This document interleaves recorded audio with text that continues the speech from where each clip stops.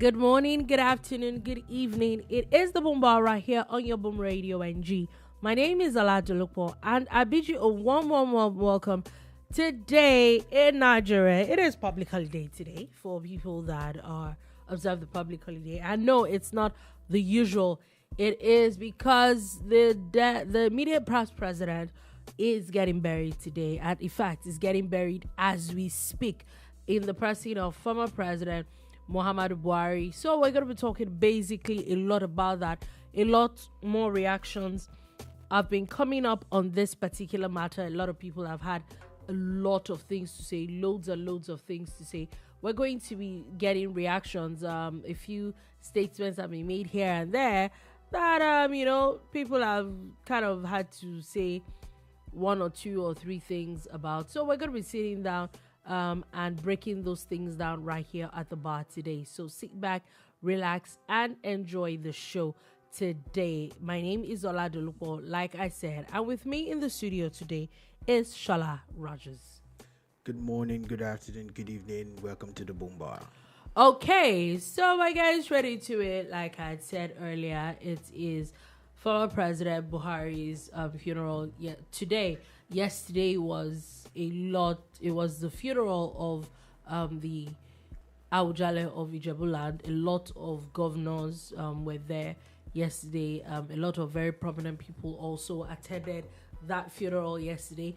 But here we are today. Those same people that we saw yesterday in Ijebu are now in Katsina to honor the former president. Maybe it was also talking about dates and all that.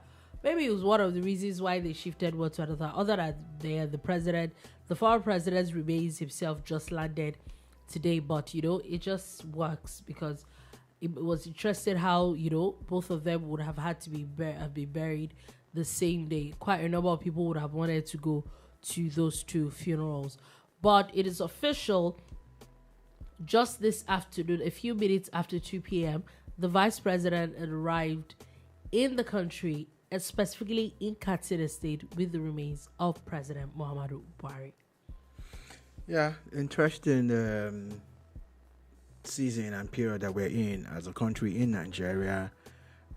President Muhammadu Buhari, an image, a person, a character, a human being that strikes different emotions in the heart of different people, depending on where you stand or how you view him. And I saw the flight pull up. I was watching it on TV. I was observing, and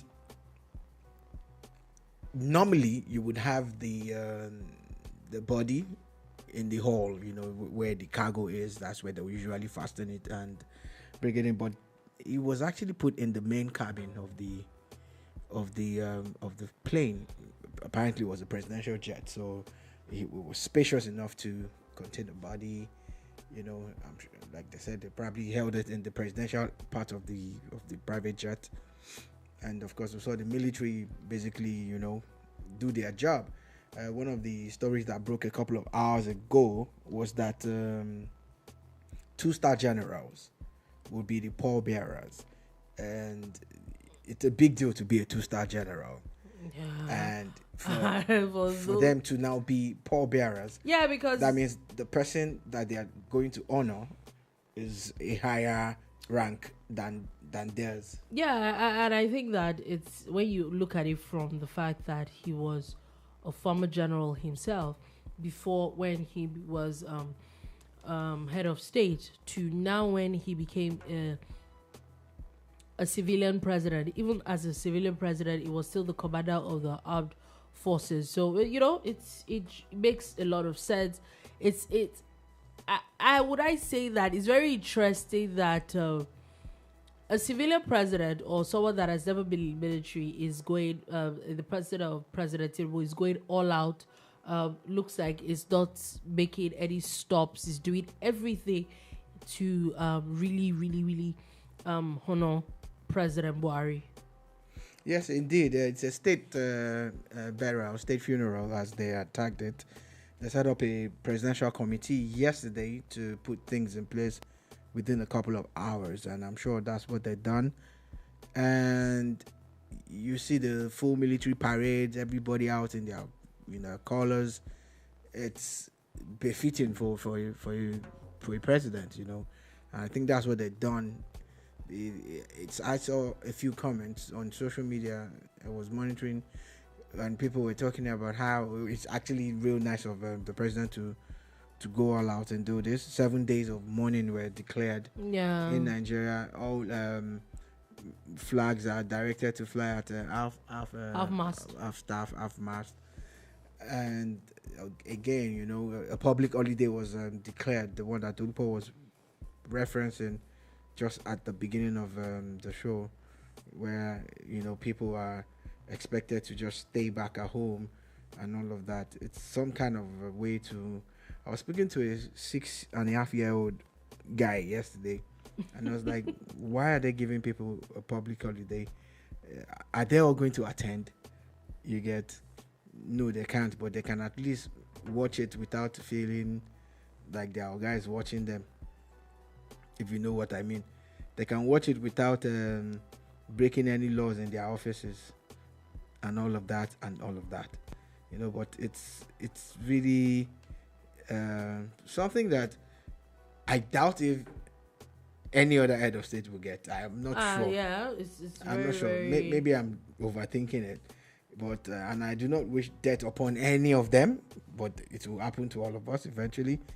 Will some of the names that I would shy away from mentioning, would they get this same treatment? That one said day. A funny thing, I also wanted to talk about something which is what a few reactions that's been going on since yesterday. A lot of people have had a lot of things to say, and one of the very interesting things that people have said is about that he deserves to die, blah blah blah, and all that. However, I saw a comment on I think it was Shehu Kuti, the musician, the Afrobeat musician, and it was very instructive.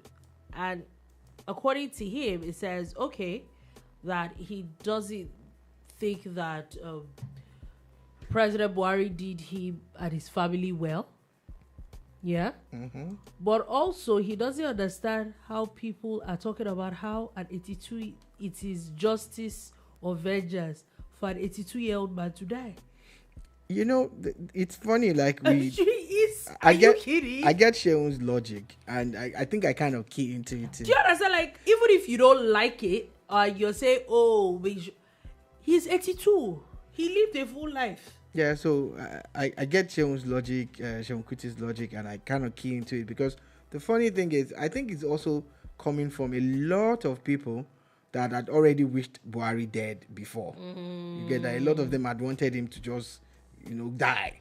And when the man did not die, they were baffled, because my man just carried on like nothing happened. Yes, there was a period when he was really ill and he was away from Nigeria for so long, and then came back as if he was a rebirth and everything. Yeah. It even led to people saying that it was a clone. There's this funny guy online that said, "Now how many Buhari can't die? Now how many Buhari day?" Because they said he died a few years ago.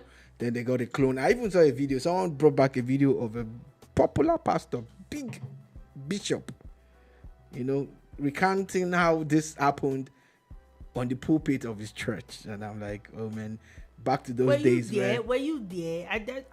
Where where people would believe about cloning and all of that. See, even with the way AI has come now, I'm sure you guys see how far away we are from cloning people. I see far. It's a very the worst part for me is that people actually believe that. Yeah, some people still do to people tomorrow. People actually believed it, and I'm like, what are you doing to some people do to tomorrow that forget it that is Jubril. Yeah, Jubril. And so that's one thing I wanted to point out. Some people even feel vindicated now. They are saying, "Oh, Chebi, we told you." Yeah, so that's what I was saying, like the angle of show, like the man is 82. If you're looking for vengeance or justice, that's not the definition of vengeance. Far from it. It's far from it. It is far from it. So let's watch some things that we see and do. Like, And I'm not even saying that maybe you should not be angry. Good luck to you and your anger. I'm just saying that the man lived a very full life. Very, very full life. Whether we agree with a lot of things that he did or not. Yeah? So again, of course, the motorcade just left the Katsina airport. It's going to be about an hour's drive to Daura. I can imagine that kind of motorcade because now there is the president in that. Yeah, but there are choppers there. I don't know if he will go with that motorcade because according to people, before the Katsina airport was built, he would usually fly to Kano, then, take a chopper to his base in Daura and all of that. Yeah, but I thought that the whole point was that the president was supposed to receive his body anyway. They had received him at the airport. They actually did the ceremonial thing and they walked side by side. In fact, interestingly, it was him and the vice president.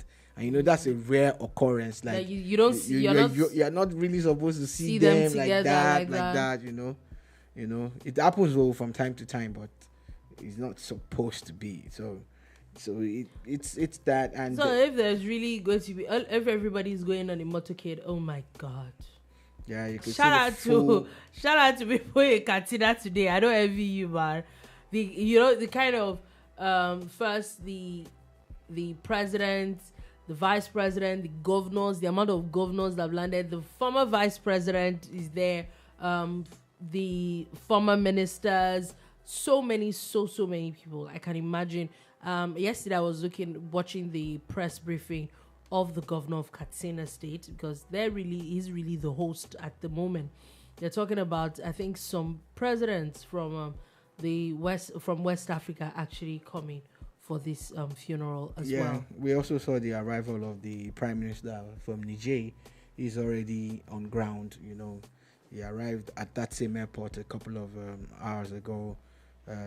Former Vice President Yemi Osinbajo is already there, and former Vice President Abubakar Atiku is also on ground. Yes. And former Governor of Rivers State and former Minister of Transportation, Rotimi. Now he's there in his glory. He's trending mainly because of his regalia. It's not even an attire; it's regalia that he came in. And a lot of people, if you're on Twitter, you'll see that a lot of people actually seem to be trolling him a lot. However, one of the reasons they claim is that he's actually a title holder in Daura. Yeah, so again, one of the things that some people have said is that at some point in time, Rotimi Amechi said it was Igbo.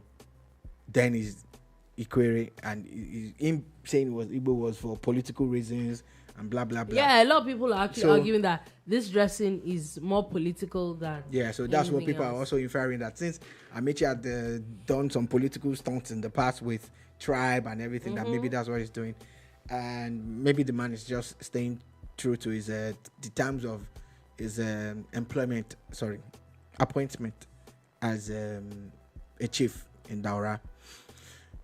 But the thing is that life goes on. Everybody is already positioning themselves as we speak, trying to take it from a neutral standpoint. Of course, also pointing out the ills. A lot of people are still bashing, and cursing more or less the president. While there's now an upsurge in the people praising him, that I'm like, okay, now you actually understand why Buhari was able to pull up a lot of votes the way he did. Because now I'm seeing an upsurge in the number of people who are also more or less, clamoring, for, him to be honored properly and all of that. And it's so far so good. How else it's looking, are you looking for? Yeah, I said so far so good. It's looking like what they have asked for is happening. Okay. So still talking on that, but I wanted to let us move a little bit. So former President Buhari, or late former President Buhari's spokesperson in the person of Femi Adesina. This scroll is wrong. Sorry? The scroll. Is what? Okay. Anyway. It's been updated. So the former president had, the former president's spokesperson had an interview today, very interesting interview. And one of the things that he said which seems to have caught a lot of people's attention, is that the president would have died if he had stayed with Nigerian hospital. Femi Adesina is someone that I respect a lot, especially being, a renowned practitioner in this field. But I swear, if anybody had made a gaffe, the biggest gaffe in their lives, I think this is one of them. If someone would be held, because that statement, there's no explanation for it. It's such an unguarded. You actually, that literally shows the incompetence of of President Buhari's government. Because in my head, I'm like, is it that? Sorry, Mr. Adesina, I'm sorry. But there's something I used to tell people, and it's a question I used to ask, so that it sounds nicer than it should be. Some people say it's insulting, but it's just a question when you think about it. Don't you think that it would be nicer if we consulted our brains more before we split some things out? Because right now, even when you say, when you do PR and you want to, spin it, there is no spinning this. It does not make any sense in the world. It's worse. We spoke about this yesterday, that how come this man died in London, that there was no hospital and then you're now there were two on TV former heads of state from Nigeria at the same hospital in London at the same time last week, and then we're just still talking about that yesterday, and we're just going to move on, only for you to come out and say, oh, so are you talking about the competence of the doctors, or there are not enough facilities, or there are not structures in place, and please tell me at what part of any of that point are you going to remove the government, or you're going to say the government is not to blame? And then you had to say, oh, he would have died if he was in Nigerian hospital. The instant any Nigerian elite has a medical challenge, they're off.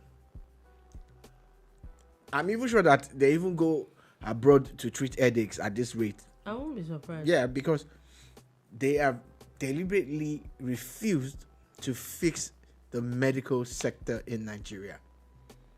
It really doesn't take that much, does it? And the sad part is that if you're able to build all these primary health care centers, local governments are the ones that are responsible for those. But you see that at the end of the day, the governors end up fixing it, or the federal government even intervenes. They have the FMCs, they have the tertiary and the secondary health facilities.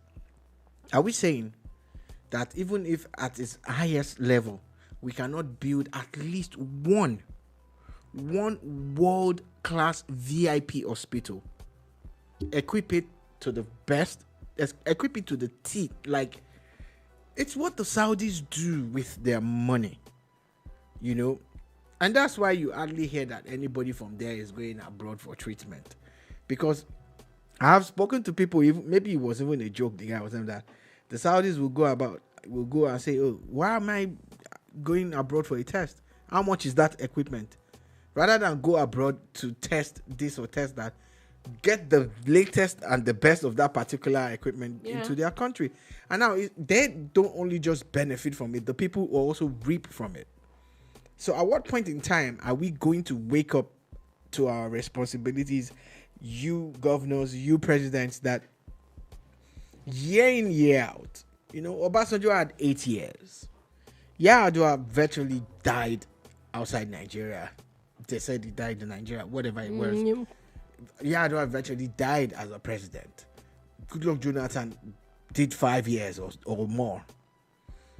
Buhari did 8.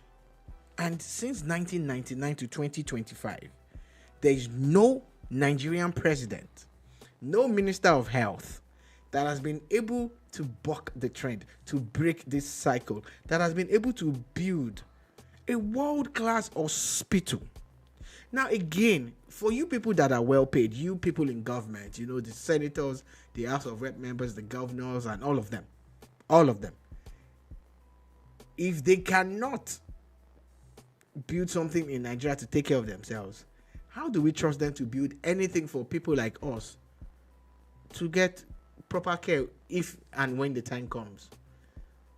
It is a known fact that Nigerian medical practitioners are one of the best in the world. It's a fact. Our doctors excel. Even as medical students, our people excel. You see them now, there are schools in America now, and the honor roll is filled with Nigerians studying medicine and other professional courses. So even at tertiary level and at professional level, we have the very best of personnel. But they don't have the very best of conditions, do they? Do they have the best hospitals and the best equipment to work with? Are they well paid? There's a problem with you people. I don't know. Problem. I honestly, big problem. It's bad enough that it is what it is, yeah? But you now have to rub it. I'm like, actually, this daddy did not think of what he was saying. And Mr. Adesina had the effrontery. Is it that he didn't think about it before he said it? It's sad, though. Or, it's very sad. At what point did you think in your head that this was a reasonable statement to make? Are you saying that we don't have good doctors, or we don't? Let's even say, which I don't think so, though, that all this is not available.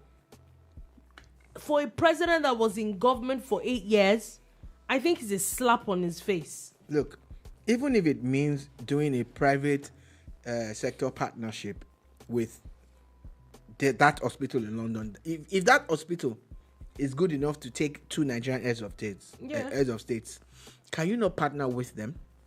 Let them come and build in 6 geopolitical zones of Nigeria, 1 branch each, that you people can go to. You can have your VIP access. We don't mind, but allow Nigerians to also get the best of world-class. Is it actually that too much to do? I know that at times it's easy to criticize government. Then when you get there, you find out that it's not as easy. It's not as easy. But there's nobody in the world that's telling me that it's hard to build the best hospital in Africa in Nigeria. Someone who is building the biggest pediatric hospital. Hopefully by next year, hopefully by next year it will be ready. I see that structure every time I drive past that part of Lagos Island, and I'm like, this is beautiful. But picture Dolupo, that in every local government, not just Lagos Island. Every local government in Nigeria, 774 of that hospital will change the life of everybody in this country, because now the kids will have proper care. Now, when kids have proper care, we can start looking at the geriatrics, we can start looking at other angles and arms of health.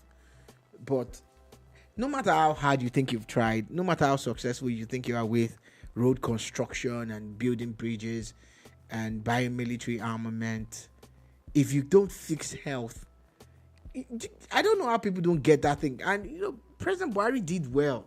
People have condemned him. I'm sure that he has issues with the economy. I have a feeling that he just didn't understand the economy. But when I'm talking about infrastructure, I think so. Infrastructure. Too. Yeah, I think he really kickstart Nigeria's infrastructure. And it righted some wrongs. Some of the backlog of salaries that were being owed. People who had served Nigeria in the past, most of them. It's very, very interesting. It's very interesting. But health, that he has to travel abroad. And the funny thing, and like I said, it is what it is. We're still at that point in Nigeria. We hope we're out of it. But to now rub it in, sir. Then Femi Adesina now comes on here. Do you understand? To now say what he said. That President Buhari would have died earlier if maybe he should have. Maybe he should have. Okay, I won't go that far, but I don't think Mr. Adesina should have. That was that was an unguarded statement. That was at its worst. It was nah. It's really sad though. It's really sad, and it shows that there's no hope for the common man. What rubbish? And then you literally have to rub it in our faces. Are you serious right now? He would have died. Is it different? Is his life more valuable than the person on the streets? But just picture if he had built enough hospitals, standard, world class. Just picture it. Picture the number of Nigerians that will be alive today. You understand? I doubt even if Nigerian doctors will still live. If you know, there's a way you pay them well in their country. Now. And then it might not be as much as what they are getting abroad. But when they look at the taxes they have to pay there, and they'll stay back now. They're doing really well. It's nonsense talk. It's nonsense talk. Mr. Adesina, I said what I said. Femi Adesina, sir, bros, bros, you goof. Yeah, that was messed up. Yeah, that was messed up. Anyway, moving on from that quickly. Buba Galadima said he has forgiven Buhari. So remember that for longest of times, I think it was always going off against Buhari. In fact, one of the very interesting conversations was that his daughter used to work for Buhari, even though like father and Buhari are not on they were not on good terms. But he's now come and say that he's forgiving him. And I know that people say those things, but the person is dead. At this point, doesn't need your forgiveness. I'm just saying. Let me take off my glasses. Mr. Buba Galadima, long-time, old-time friend of former President Muhammadu Buhari. With friends like you, Buhari did not even need any enemy. No. You know that any friend that can come out and vilify, criticize, and more or less virtually destroy the image of your so-called friend is not a friend. Because that job is meant for your enemies.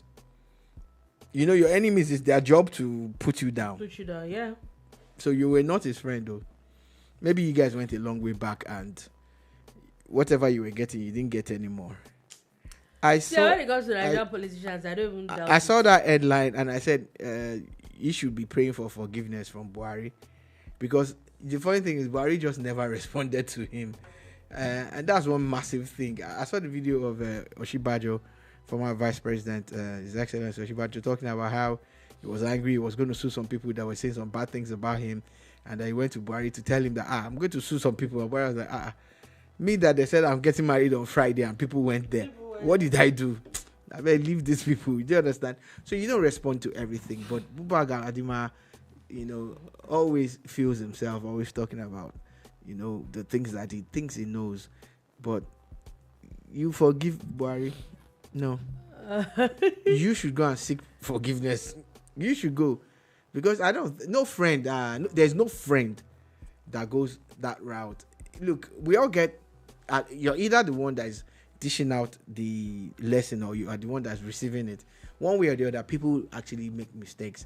But when you start to criticize your friend and say those kind of things about your friend, he's not your friend.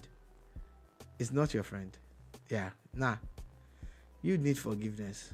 Anyway, now let's move on from that. Still the funeral of the former president is still ongoing. I think that if timing is correct, they should still be on their way to Daura as we speak.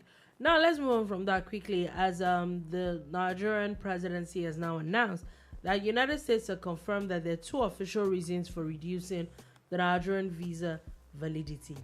One of the major reasons is that there are too many Nigerians that have overstayed their welcome, and that there is a need for reliable access to their records, which, okay.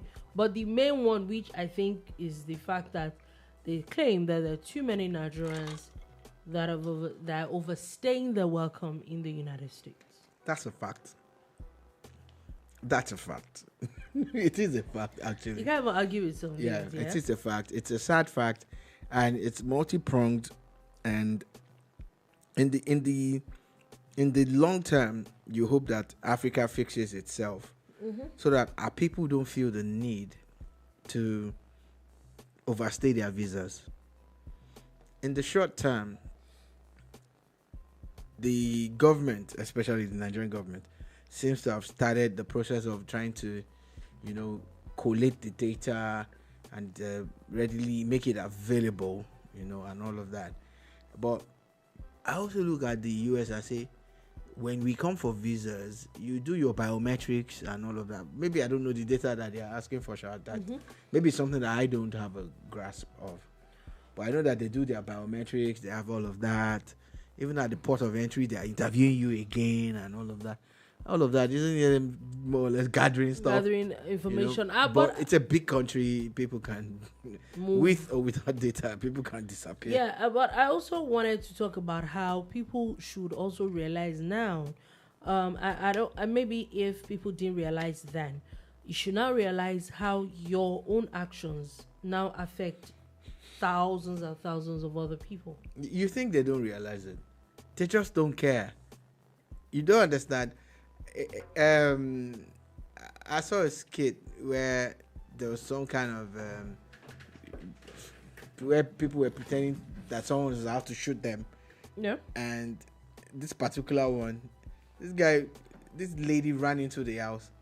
There were 3 people in front of the house. Ran into the house and locked the door.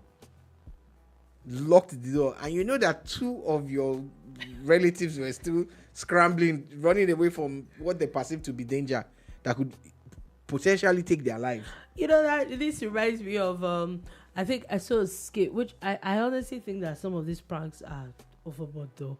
But there's a lady and her apprentice that they so close, and someone was on the phone saying that, oh, is this tailor that I should pour acid on her? Blah blah blah blah blah. Next thing, the apprentice just moves, goes into the shop and locks the door. And the owner of the shop was backing. So, guess what? That's the same mentality that they have when they get these visas and they overstay.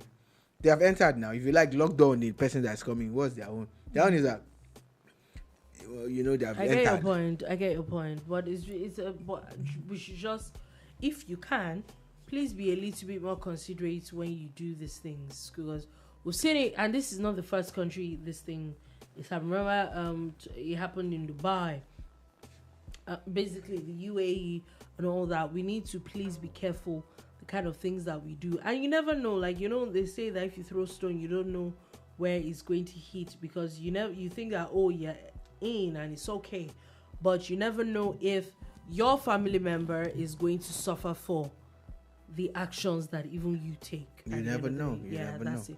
So let's do a bit of politics quickly. The ADC and opposition coalition are set to unveil their plan to dethrone the APC in Kaduna by 2027.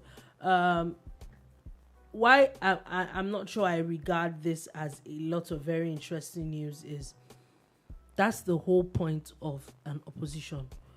Whether you now succeed or not is another ball game.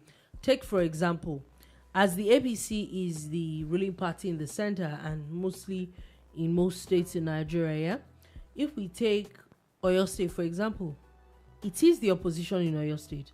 And what should they be doing? Finding a way to bounce the PDP from power. If in Lagos State now, I don't even know who's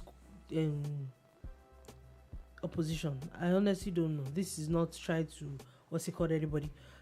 But maybe in the coming weeks and months we will know the official opposition in Lagos State. The only thing that should opposition keep their lights in Lagos, based on pictures from last week, will be Rhodes Viver, meeting in with what party? Meeting with Aregbesola, ADC. Okay, so that's what I'm saying. So the opposition, what should keep your lights on every day as opposition, whether you're in the ruling party, whether you're not, is that you should want to unseat. So that's them. What they're doing. The ADC. So in is Kaduna, the announcement, I don't understand. They're telling you that this is the plan, and they have a roadmap for it, and they're going to achieve it. Okay, you understand? That's cool. That's what they're saying. So basically, that the APC should start packing his bag, that they're going to kick them out of Kaduna State. The reason why that is interesting is that the immediate past governor of Kaduna State is one of the leaders of the ADC, the coalition movement. Has he really left the SDP? is one of the coalition members in the ADC. No. I'm also. It's actually a very genuine question. No, wait, hold on. Why I'm saying so is that yes, he actually officially announced there was a whole letter to the fact that he was resigning from the APC and he was moved to the SDP. I've not seen an official letter from SDP to ADC. Maybe you should search for it. I've searched. It's not there. Go and search Ada. Do a deep search. So what it is that I don't even know why you looking at me funny. Is it not a valid question? I'm not even looking at you at all. You were? I'm not even looking at you. It's a valid question. So Uba Sani was perceived to have been El Rufai's person, and Uba Sani is now like in charge of the APC in Kaduna. He's the governor, and El Rufai's former deputy. It's still the deputy governor. Uba Sani's deputy. It's still the deputy governor. You can understand. Commissioners that served under El Rufai, they're still commissioners. They're in Uba Sani's government as commissioners. So let's see if some of those people would be bold enough to cross, while still being, employed by the current governor of Kaduna. Interesting times ahead for Nigerian politics. Yeah, very, very, very interesting times ahead. But moving on from that, still talking a bit of politics.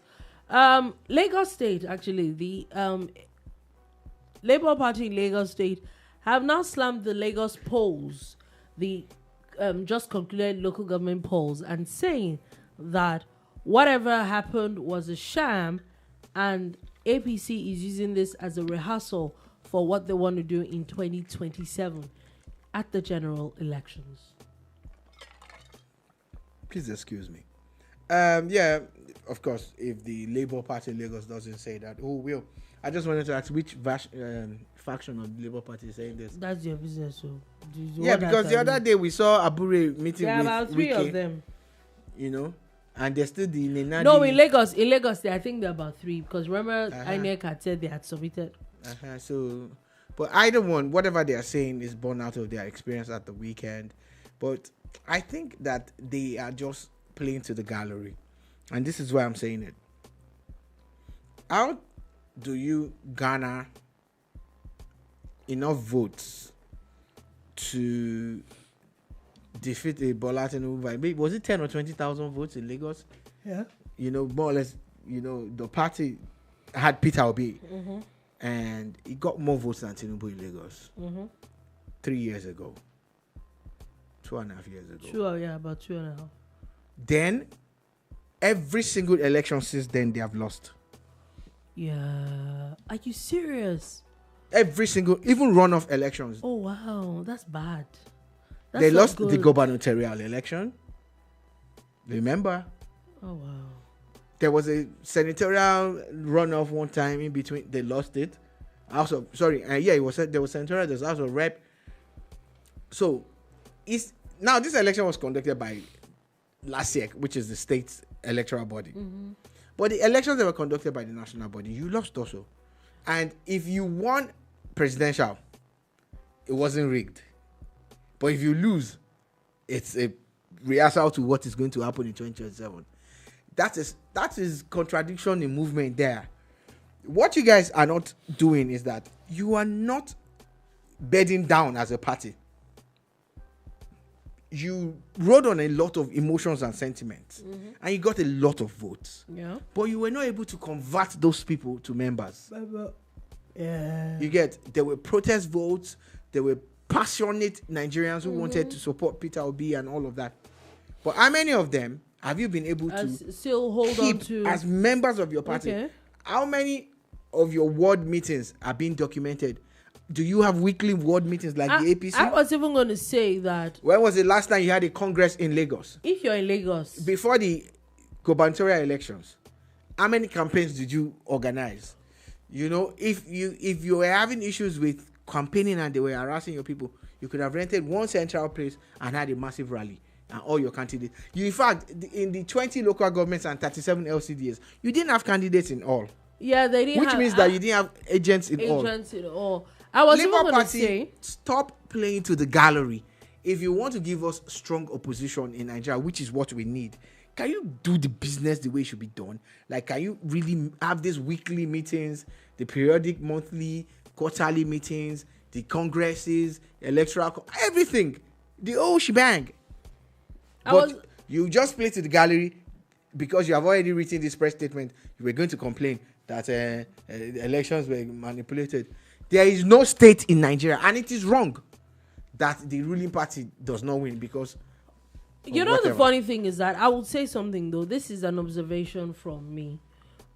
So for someone that moves around in Lagos, I'm sorry. I a few months ago, I think I would say maybe about a year or two ago, I actually got very interested in knowing local governments, and not just in Lagos State, around here. So when this thing was announced, I was actually looking out for, even when there were, I remember following even the APC primaries. I remember talking, the last year talking about Labour Party and having all sorts of factions and all that. So I actually did keep myself abreast to a lot of things. Even going out alone, I would look out for posters. I'm like, oh, okay, this person is for this ward or this. And in Lagos, there are 20 local governments and 37 LCDAs. I think that in a space of 3-4 months, which I was very, very, very, I was actually looking out for, I saw one poster around Surulere once of a Labour Party candidate. Because I remember, if you remember, there was a particular day that I think we're driving out, and I actually asked you that, okay, where is anybody else's poster? Is nobody else contesting for this thing? Like, so I'm not even a politician or anything. And even if I'm interested in voting for your candidate, I didn't see anything. In over 360 or 70 councillors that were elected at the weekend, the PDP got only one. That means if they got one, they could have gotten two. If they got two, they could have gotten three. Because what are you going to say? How did that guy win that senatorial? That the councillorship seat. They got one councillor out of 300 and something. You get, and these are the real issues that, if you actually bed down and do your job, you do the business. Labour Party is more or less, they are wasting their goodwill. They are. So they should rest on all of these their stories. All these their story, I mean, it's just anyway. And the sad part, Nigeria still needs a vibrant opposition. Anyway, Labour Party Senator Kingibe, one of the very few that has not moved. Or will I say she has not moved to the APC? No, she's going to the ADC now. That's what I'm saying, that she's not moved to the ADC. Has now said that appointing Wike into Tinubu's cabinet was wrong, that he made a huge blunder appointing Wike as FCT Minister. Does she have her reasons for saying this? Does she need reasons? They've always been her loggerheads. Yeah, well, saying that he has only brought hardship to the people of the FCT with his style of leadership. Now, my question is, Ma, you were appointed, yeah? Oh no, sorry, you were voted in as a senator, and you are entitled to aids as a senator, yeah? I don't think anybody has come out to question who you appoint. However, some of these people. Okay, Oceanic Expert Limited says Cameroonians are very busy drinking 333 export. Biya need to be on a life period. Yeah, it's one of the stories we're actually going to talk about. That last part out. We did not read it. So back to Kingibe. You're looking for trouble. You people are looking for trouble in this bar. So back to Kingibe. I feel that nobody, even though a few weeks ago there were talks of her aides resigning because she wasn't paying them. That's just allegations. But when you were going to appoint your aides, I don't think you asked for anybody's input, or more like anybody Nigerian's input, or you asked for President Tinubu's input. You might not even like Wike as a person. You don't have to like him, or you don't have to like President Tinubu's cabinet. But I think that one of the powers that rests upon him is the fact that he has the power to appoint ministers. And the minute the National Assembly agrees to the name that he puts forward, that person becomes minister. Yeah, so the issue here is that to counter a bit of what Dolupo said, if the president appoints a minister, the minister is for where she represents. She happens to be the only senator in the entire Abuja. Yeah. So she has a say in saying, I don't think this person is good enough. You understand? But I'm saying is that even if you don't think the person is good enough, you can't have powers to change it. She's not talking about changing it, but she's actually voicing it. So the real issue is, like Dolupo said, they don't get along. We get that. The real issue here is that the immediate past senator in Abuja, a PDP person, is Jenson Wike's friend. And of course, that person has plans to return as a senator. Yeah, the person lost out. Yeah. So, Nenadi Usman's Labour Party or Julius Abure's Labour Party, they have their work cut out for them because this is their only senator. Oh, really? At least in Abuja. They have only one senator in Abuja now. So I'm going somewhere now that basically, if she now crosses to another party, you get, they now would have nothing in Abuja anymore, because the two local governments in Abuja, the four local governments, they have 2 PDP chairmen and 2 APC chairmen. Do you understand? So more or less, like, there's this power tussle, and the PDP wants to stay in control to a large extent. Labour has the senator, APC has 2 chairmen, PDP has 2. And Jenson Wike has now become a factor. Stayed back in the PDP like he claims he is. And Nigerians are swayed by infrastructural development. And you cannot blame us. We've been kept back for too long. You can't blame people if we finally have good roads. And yeah. So this is where the issue lies. Wike is not going to support her. And I think at some point she wanted to, establish the fact that she's a senator, and Wike working on the mandate of the president, because people don't understand that the minister of the FCT is the president represented. Yeah. Because the president is actually the governor of FCT. But it can't be 2. So he has to put a minister there until Abuja becomes a proper state. Do you understand? You're also always going to just have ministers. Anyway, my own senator Kingibe is do the one that you can change and just move on from it. And again, she's saying it because Jenson Wike talks a lot and it doesn't care whose ox is God. It doesn't care. It's just going to drop it the way it wants. It's really just going to drop it. Anyway, the EFCC has also announced the conviction of 2 Chinese nationals for cyber-terrorism and internet fraud in Lagos. And, according to the EFCC, why they keep talking about these people is that the worst part is that these people defraud people under the guise that they're Nigerians. Yeah. That's what makes it worse. Even their IP addresses are traced back to Nigeria. So it makes it worse. And so a lot of work needs to be done in that if you see something, to the AFCC. Say something. Kudos to the AFCC. Anyways, Cameroonian president, 92-year-old, is planning to go on the 8th presidential term. 92. So back to the comment by Oceanic Expert Limited. Yeah. He said that Cameroonians are very busy drinking 333 export. That was one beer I used to drink back in the day. It was a really nice beer, triple filtered and all. So it's more or less pointing out the fact that Cameroonians are sleeping and things are happening in their country. I don't have a problem with an old person running for government. 92-year-old. Excuse me, you would not ever let me finish what I'm trying to say. I don't have a problem with an old person running for government.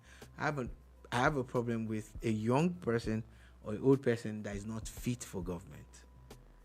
And being fit is beyond physical. There's the mental, and there's the intellectual and all of that comes to bear.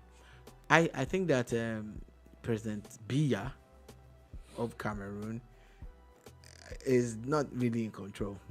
I feel that the people around him would still use him to keep power. But isn't these things absurd? And why I said so is that, and I'm not calling for maybe coups to happen and all that.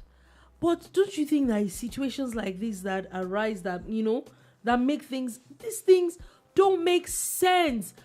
It is not a dynasty, If you are in the UK and is the king or the queen that is the head of state, it's okay. There are countries like that, you understand, that as forward thinking, you say the UK is, or maybe like Saudi is, do you understand? They have kings and, it's monarchical system when it comes to those people. A lot of time they just have prime ministers and all that. That's the system.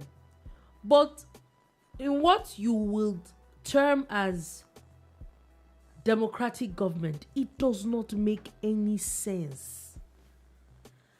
It's bad enough that you're away for your 8th term. It's worse that you're 92.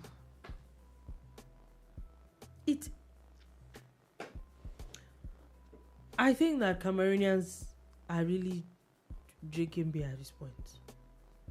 It's not making sense. It's not. Let's call it spade. It's not making sense. And you know what? Every time when these conversations come to mind, one is the fact that when Africa, there's so many African presidents that are like this. I'm like, how do you want the world to take you serious if you guys keep doing this nonsense? 2, even in Nigeria's case, remember there was a story of the president that wanted to have 3rd term. I'm sure if he had gotten away with 3rd term, he would have gotten away with 4th term. I probably would still have the same president up until now.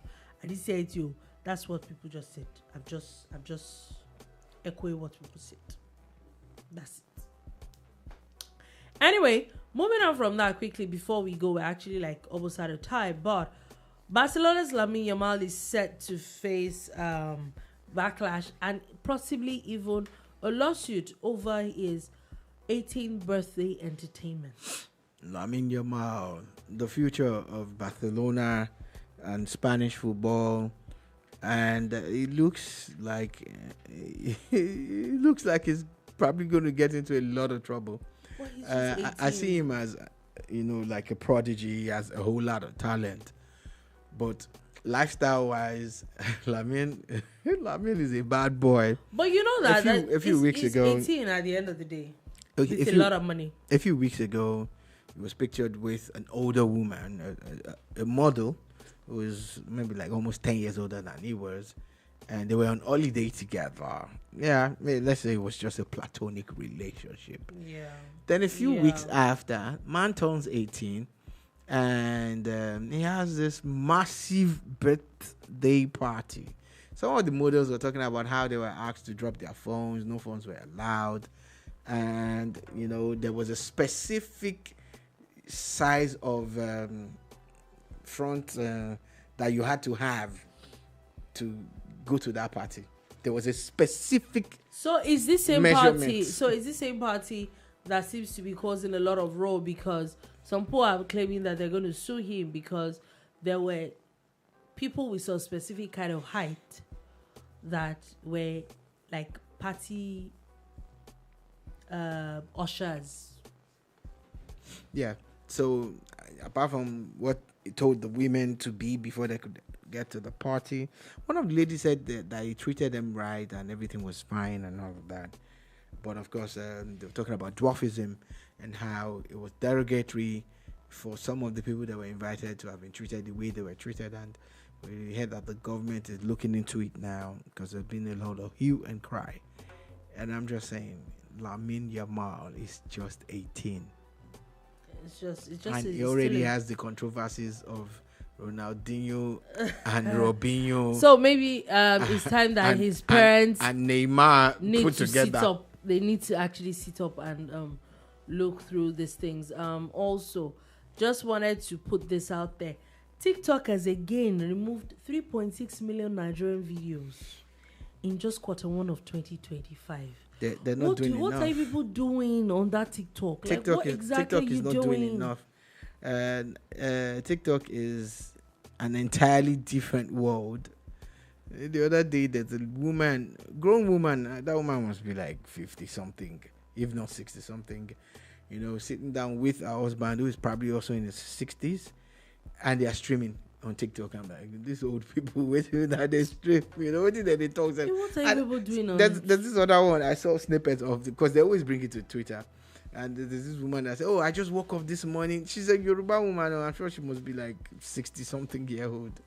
I just woke up this morning. She was speaking in Yoruba and everything. TikTok is a different world. That's definitely a different world. But, there's a disgusting trend. Some funny dancer person who's making massive mockery, of people living with. Trust me, it's not the only one. That matter has started a few weeks ago. He just cut on it. They said he started it. Oh, he was the one that started it? Oh, okay, because I've seen even Nigeria's so-called TikToker even did that nonsense. And I'm like, when are you going to have small sense? Just have a bit of sense. Thank you very much.